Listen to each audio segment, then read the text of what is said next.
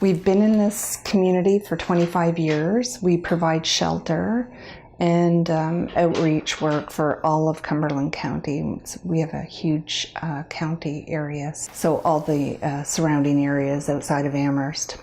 We have 4 outreach workers, which is kind of unique. So we can meet people in their community and offer them support and information. And so one of the myths we like to dispel is that people don't necessarily have to stay in the shelter in order to receive services. Where we're such a rural community and we have other smaller communities around us, travel is always difficulty.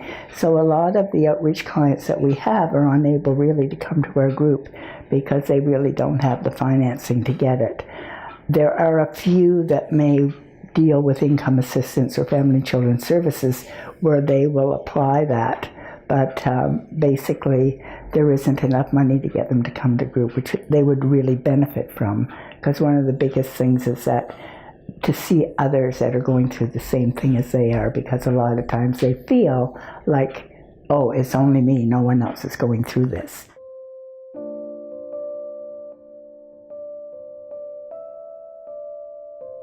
The belief that kind of that this program was developed from was that, you know, if we're going to address issues of family violence, that we need to offer services for everybody that's impacted by that. And so whoever is perpetrating family violence or violence against women in relationships, we want it to be able to offer them services.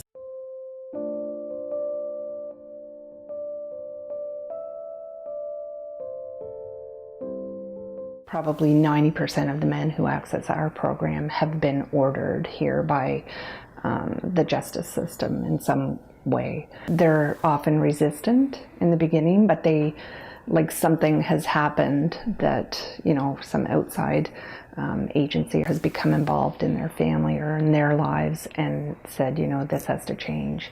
So we figure out with them sometimes, you know, what is happening. Obviously this isn't working because this has happened, and so we go from there.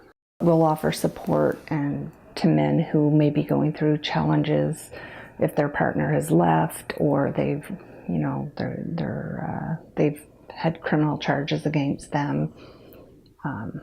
We can, you know, offer them support, and because it can be challenging if somebody has lost their family and then they're realizing that it's because of their behavior that has happened. In developing, you know, strategies in our group that aren't going to shame men or alienate them, but create some safe place where they can have discussion, and that we can kind of create some understanding about how their behaviors are hurting their partner, their family, and ultimately themselves.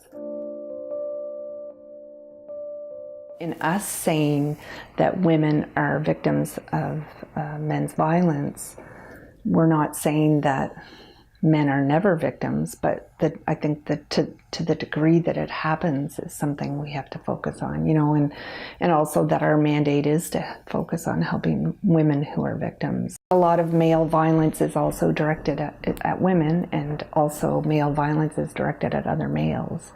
So male violence is an issue in our society in any way we want to look at it, and it needs to be, you know, we need to look at that and why that's happening, and maybe looking at, you know, traditional views of masculinity and how we promote that and how men are socialized. Like, all of those things can be considered when we want to analyze that.